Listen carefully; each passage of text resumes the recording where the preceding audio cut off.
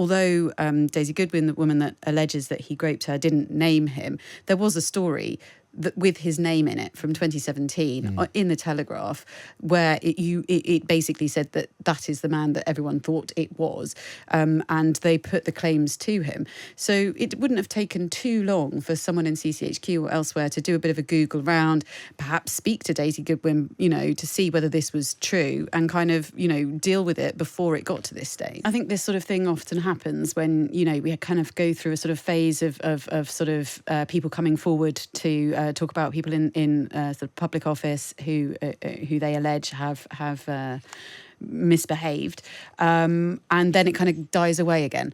And I think the problem is that it is a kind of structural issue that where misbehaviour maybe is kind of treated sort of on a sort of individual instances rather than kind of dealing with the root cause about why people in sort of certain roles kind of seem to have a sort of higher propensity to behave in this way. And we've spoken before about the sort of various Pestminster allegations that kind of sort of bubble up from time to time. And, the problem is I just think that there is sort of not enough being done to look at the sort of systemic causes of these problems and why we get these people there in the first place. Is not enough being done? I mean, this story has been bubbling away, well, it feels like some time now. Well, it's interesting that he said in the interview yesterday that he had mentioned that there was a story during the vetting process, and actually it didn't take long. Someone mentioned it to me yesterday that although Daisy Goodwin, the woman that alleges that he groped her, didn't name him,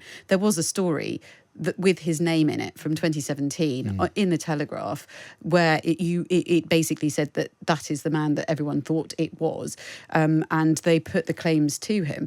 So it wouldn't have taken too long for someone in CCHQ or elsewhere to do a bit of a Google round, perhaps speak to Daisy Goodwin, to see whether this was true and kind of, deal with it before it got to this stage. Yeah, I mean, let's say Daniel Korski, of course, ferociously still denying any wrongdoing in this case, but as it were, events overtook him. What do you think about this, Tim?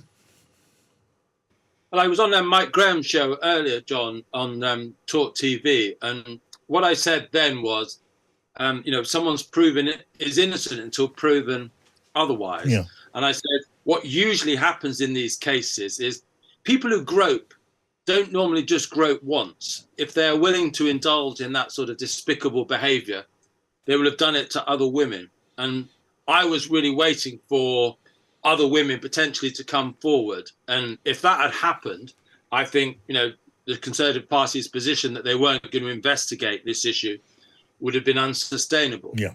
Now, I don't know what happened in the background. Maybe other women were talking privately about, revealing stuff. Who knows? Maybe Daniel Korski just couldn't, bear the scrutiny upon his family. I don't know why he resigned today.